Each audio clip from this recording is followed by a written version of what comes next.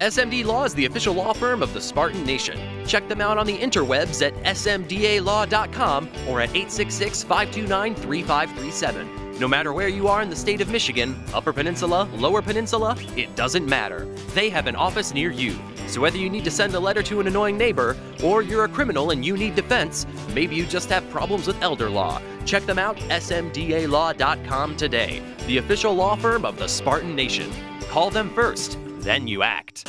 Mark, when you look at Maryland, Coach D said he didn't think their record matched the way they are, and I agree with him, by the way.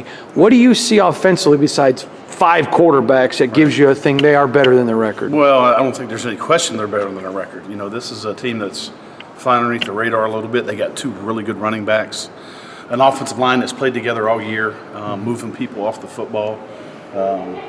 Special teams-wise, they're ranked up there.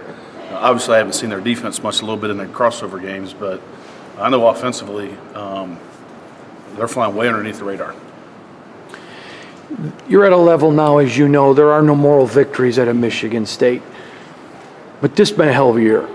And your defensive line has been significantly better, I think, than what you guys maybe hoped for.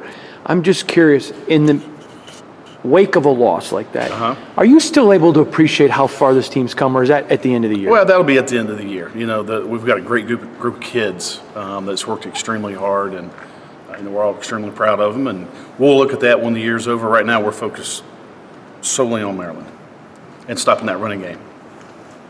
What do you see as the difference between their 2 quarterbacks? I mean, they obviously had some tough luck there. I mean, between Bordenschlager or whatever, however you pronounce it. He's more of a drop-back kind of guy where, from what we understand, the other guy who went to the Naval Academy of Prep was an option guy coming out of high school. So he can throw the football, but he can hurt you with his legs too. Maybe a little bit more than 18 can. Make it a little tricky for you guys in game prep doing. We're part of the season now where we've faced mobile quarterbacks, immobile quarterbacks, throwing quarterbacks, all those experienced quarterbacks, inexperienced quarterbacks.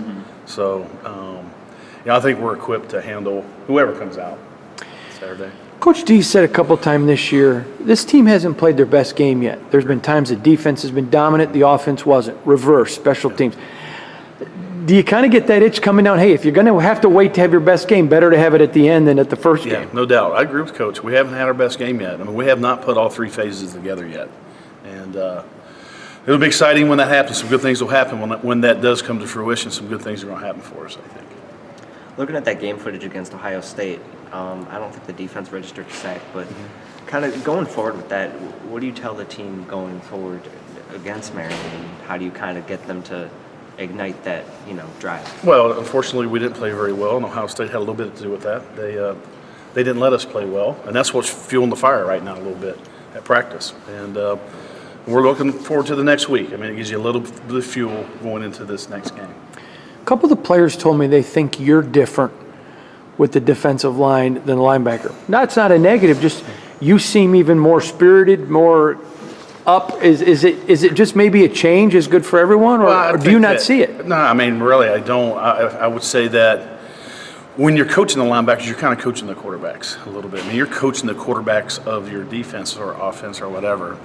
Whereas, when you're coaching the D-line, it's a little different. It's a different animal. It's a different approach, a little less cerebral and a little bit more oomph, if you will. And that's got to come out of your pores if you're coaching the defensive line as opposed to the linebackers. And there's some of that with the linebackers too, but you got to have some poise and patience with the linebackers a little bit more because they are making all the checks and they are getting everybody lined up and communicate front end to back end. There's a lot more to it than coaching the D-line, and we're going to go strike that guy across from us and tackle the guy with the ball and sack the quarterback. Well, the linebacker says, "Man, I wish we would have had that much fun." I mean, and again, please don't. It was nothing negative. Okay. Well, sometimes you tell people that they didn't mean it negative. No. They're like, I look over at that guy. Wait a minute, why the hell isn't he like that? Right. Well, I still go in that room every day, and they come in my room every day. So there's still that camaraderie there. It's just a little different approach when you're coaching the front as opposed to maybe the back end.